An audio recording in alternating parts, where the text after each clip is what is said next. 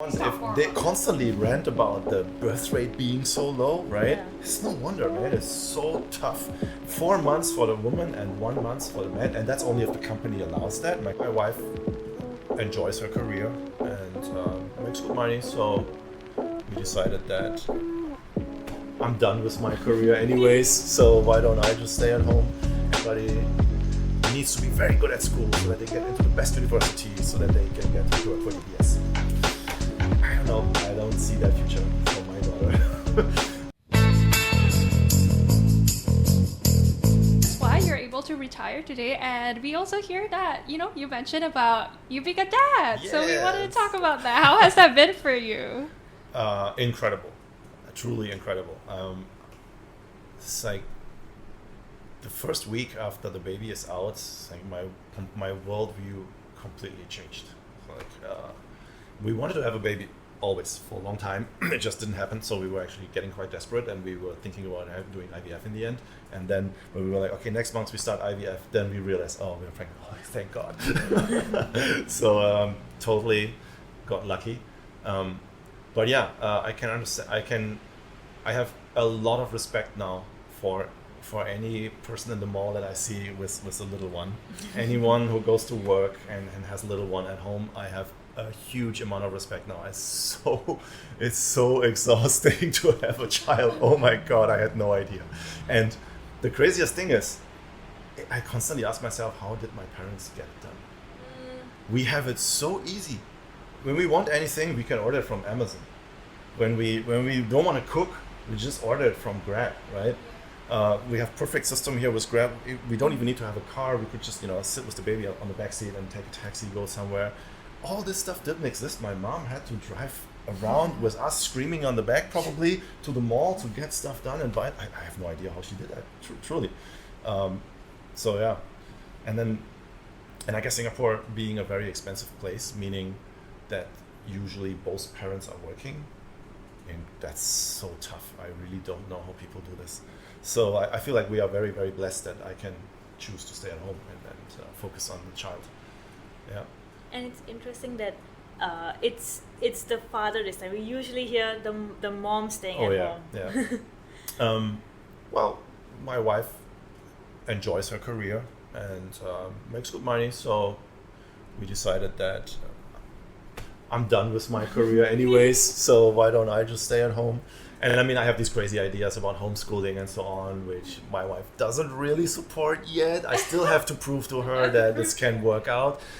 So yeah, I just, and I have this attitude of I just want to do everything myself. That's a little bit of a problem of mine. I'm very bad at delegating, and like putting my child into a childcare or a school, that's delegating, right? I have to trust these people to do a good job with my child. I just can't do that. I need to do it myself.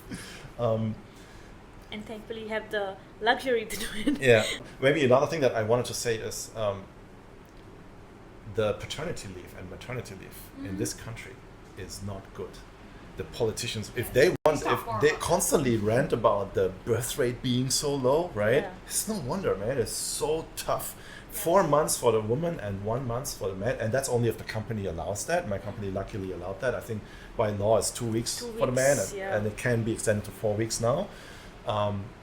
That's not enough. That's totally not enough. Like the first months, I was super hands-on, obviously, with the baby, and there was no second left to do anything else. And if I would have to go back to work after just 1 month, I have no idea how my wife would survive at home doing everything on her own. It's just too much. And then if you want to do breastfeeding, we want to do that. You should be doing it for like up to a year. If you go to work after 4 months already, then you have to do all this crazy stuff with pumping and storing the milk, and oh god, it's so complicated. It would be so much easier if we could just stay at home, right? Yes. In Germany, you get a whole year, and then the man can also decide to take part of that whole year. So then usually people split it up a little bit, and I think you get a pay cut, of course, like 60% or so of your salary, but it's usually still enough to survive for that year and then focus on the baby. I feel like that's a way better approach. Time is just, people need to have their minds free and be able to focus on the child for that incredibly important first year. And I feel like that's a bit tough in this country. And I'm very, very grateful, of course, that I can choose luxury to and work around privilege. that and just do everything myself. Yeah. No, I'm so thankful that you, as a father, brought up this perspective, because oftentimes this is brought up by mothers, and when it's too often brought up by mothers, like I think people forget that it's also the fathers who want to be involved in the child rearing experience as well. Yeah. When we talk about 4 months maternity leave, that's kind of long, but you forget that 4 months is also dedicated to recovery. It's Exactly. dedicated to Yep. things like breastfeeding, which you Exactly. have to do 24/7, by the way. Yep. Yeah, and in Singapore, we also have the culture of confinement. It's an Asian practice that already takes that 1 month, and some people want to do it for longer. So you put all these factors into place, like, and then you only give like the dad 2 weeks to a month to participate in this, and it's not an option, you know. It's to make sure that the mom recovers so that she Exactly. can also go back to the workforce as Yeah. a whole. I remember my mom telling me that when she had me, she was working at a bank at the point of time. She because she didn't recover well from a confinement and had to return to work so quickly. She had so much back aches, Right, yeah. but still had to go to work. But now she also had to like fetch us from the daycare and Yeah. all of this. And my dad was already trying to put in an effort with his shift work by cooking for us. It was very common for us to eat dinner at 8 and 9 p.m. because that was the only way we could survive. Right. But you're right in that Singapore and many Asian countries are suffering from an aging population. I mean, we turn to immigration as an easy fix, but I don't think that's sustainable in the long term. When we think about maternity and paternity, it's about that time. It's not about giving baby bonuses, okay? Yeah. Money can't buy time in this case, and both parents need to Exactly. be involved as much as possible. Yep. And I'm not saying that delegation is bad. We have a lot of options for childcare, infant care, but as parents, I feel like the priority is you want to spend time with your child, and you would love to have the option if Exactly. you could. Yeah. And we don't really have that flexibility of the option in Singapore. Yeah. And coming back to I have to talk about this because we're in Women Des, and we also have a lot of these stories. I think a major issue is that companies see this as like a parity issue. I would definitely want to pay a man more than a woman, because technically with a woman going on maternity for 4 months, then a man It's is seen at as a work like weakness. longer. Yeah. It's something unavoidable. It's biological. Yeah. And here I am thinking I don't think it's unavoidable. What if you made maternity and paternity leave mandatory, for Yeah, or example? like in Germany, they can choose, however. Or they can so then there's choose. the risk that the man just goes away for Yeah, 6 yeah. months, and the companies cannot argue anymore that Exactly, men are yeah. worth more because there will be less paternity leave. Yeah. So because you keep correlating it to like the woman needs to be at home and have that 4 months, then exact the same on the man as well, so that he can be involved as a dad. I feel like we have so much to do in this space, but I'm so glad you brought that up. And I went on a little tangent here, but I want to go back to you as a father and how you're choosing to spend that time with your child. And I know you have a lot of opinions on homeschooling, so tell us about that. Yes. I mean, the schooling part is years down the road still, right? How do I spend my time with a child? Well, I try to give her as many experiences as possible. Most of the time, of course, right now is still sleeping. So we are incredibly lucky. She's a good sleeper. She has been sleeping since birth, 12 hours per night. So I mean, of course, we wake her up in the middle of the night to feed her. So we don't get a whole night. So I'm still extremely tired. But other parents I know, they have to wake up like every 2 hours or whatever, and I don't even know how they survive.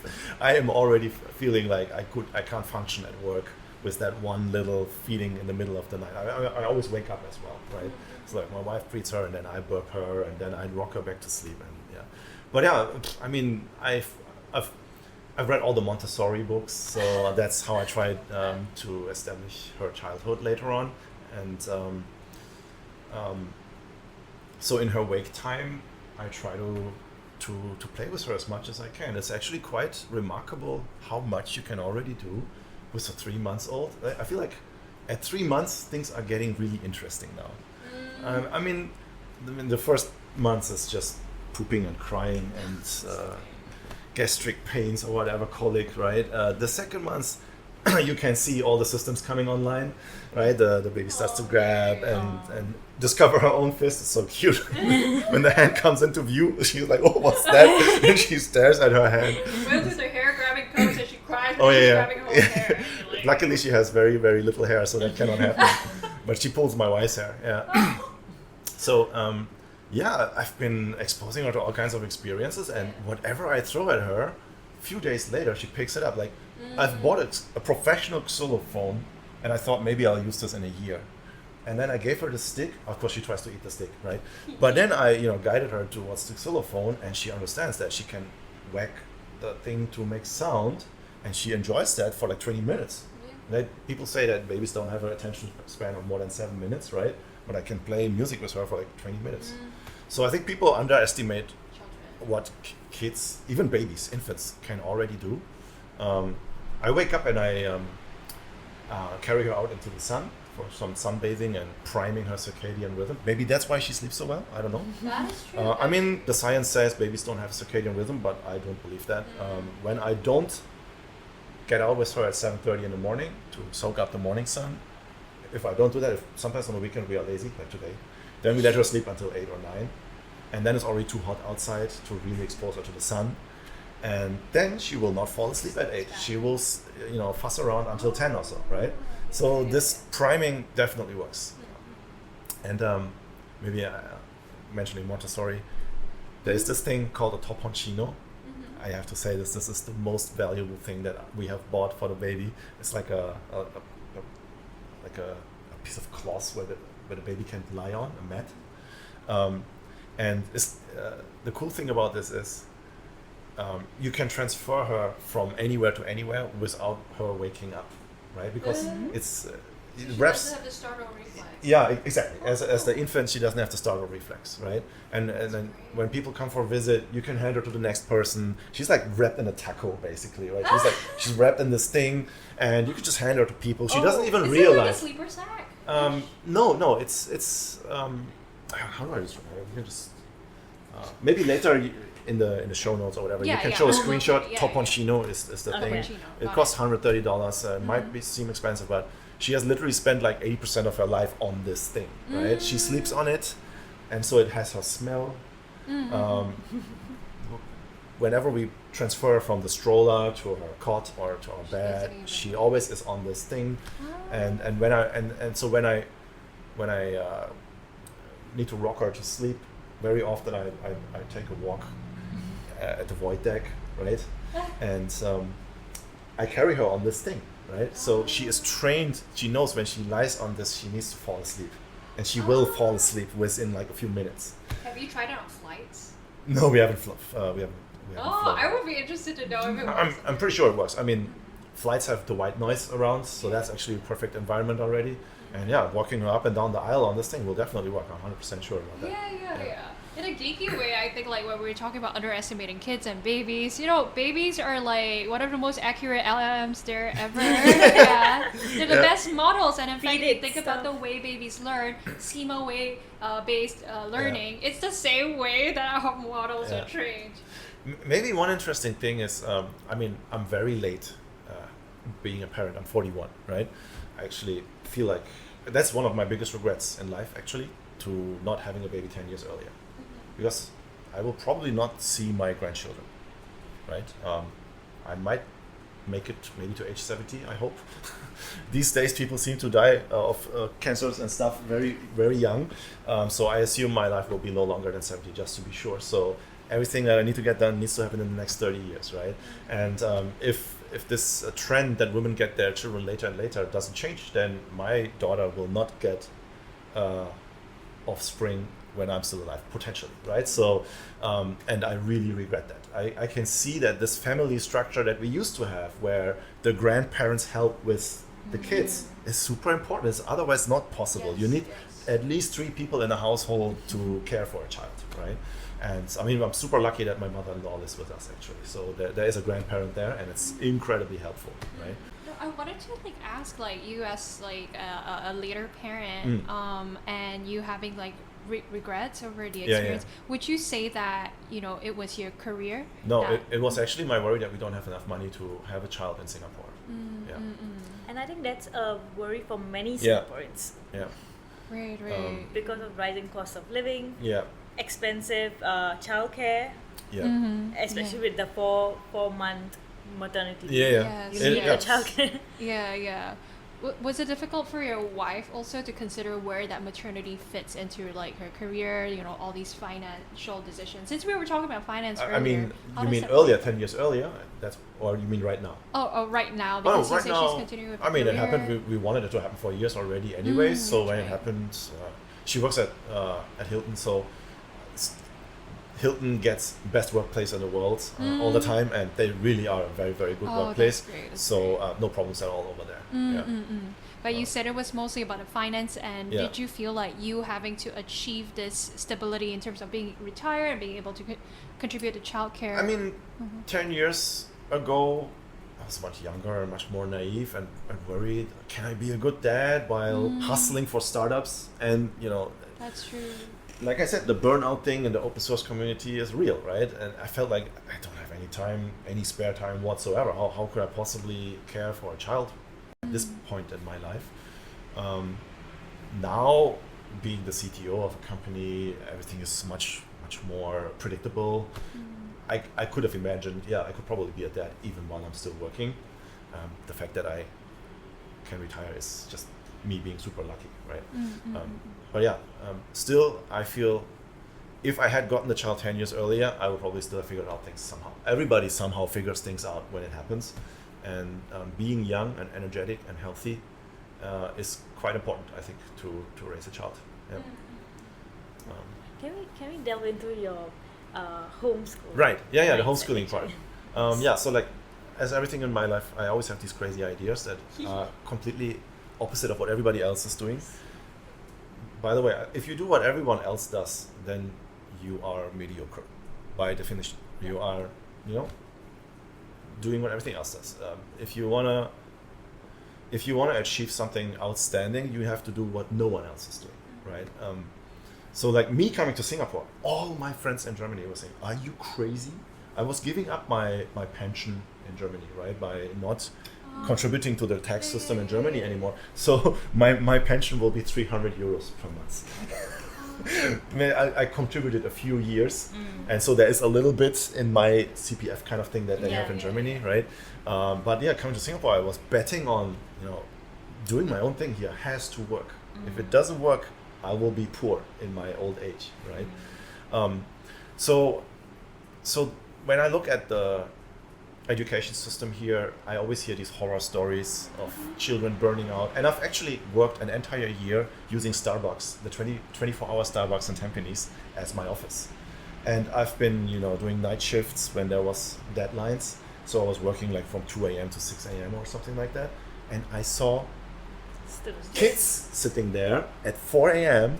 studying for like some final exams that seemed to come up. And I was like, wow, this doesn't happen in Germany. This is like a culture shock moment for me. So this seems to be a very, very competitive education system that you guys have over here.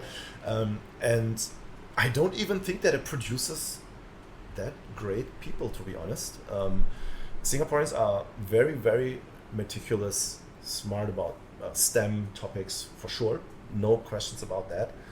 I mean, they ace all the international Olympics, the math Olympics and all that all the time, right? But they are also very risk averse, I feel. Like there's usually not much proactivity at the workspace. And you have to tell them what to do. And then they will do it well. But I would rather have my employees tell me what they think we should be doing, and then I can give my wisdom and then let them do it, right? That would turbocharge our innovation capabilities, I guess. I think Singapore imports the innovative people quite a bit. And maybe it's still a young country and it's gonna somehow solve itself, but I don't see it really happening. It's like everybody needs to be very good at school so that they get into the best university so that they can get to work for DBS. I don't know. I don't see that future for my daughter. And then we spoke about this earlier when we had breakfast. I saw this thing called Bloom's 2 Sigma problem, right? So you can Google this Bloom's 2 Sigma problem, click at images, then you see those charts. Basically, the idea is somebody figured out that if you move from a classroom setting to mastery learning, the average student is one standard deviation better than the average student in a classroom setting, right? And so mastery learning simply means you only move on to the next topic when you have mastered the previous topic, which Actually, Singapore does that for math. That's why Singaporeans are so good at math internationally.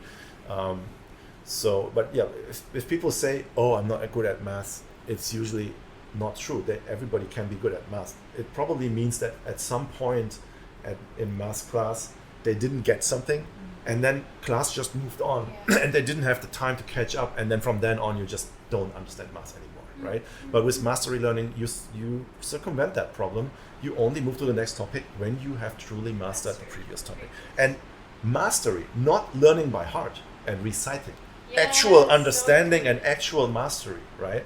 I learned everything by heart in school. I was extremely good at rote learning. I was so good that my classmates asked me to give them my printouts, my notes. I turned every single topic in school into a vocabulary test, where there's a question and there's an answer. And then I would just, cover up the answers, and I read all the questions and I'd say out loud the answers. If I'm wrong, I start over again. And I just keep doing that until I force myself to know all the answers by heart. I ace the test, and the next morning I forget everything. So I went through school acing everything, but forgetting everything immediately afterwards, right? So there's no mastery. And I regret that. So I think mastery learning makes total sense. It's intuitive to me that this must be better than normal learning by heart.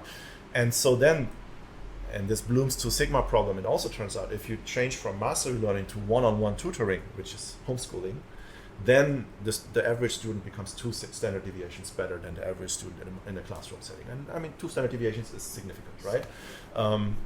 So I feel this makes sense. I'm actually also a very passionate teacher. I teach Python at the Civil Service College. And I used to teach Python at General Assembly. I just love teaching, which is probably also the reason why I do open source, because kind of every time you push source code, you also teach the rest of the world what you've just done. Yeah. So I just feel I probably can do it. I'm up to the task to teach. And then last year we have ChatGPT. Thank you for watching our episode with Martin as we explore his life as a stay-at-home dad, post-retirement as a software engineer. In the next episode, we'll explore how AI has changed the future of learning and how this has influenced Martin's decision to want to try out homeschooling for his daughter. Stay tuned, and as always, remember to like, follow, and subscribe. Goodbye!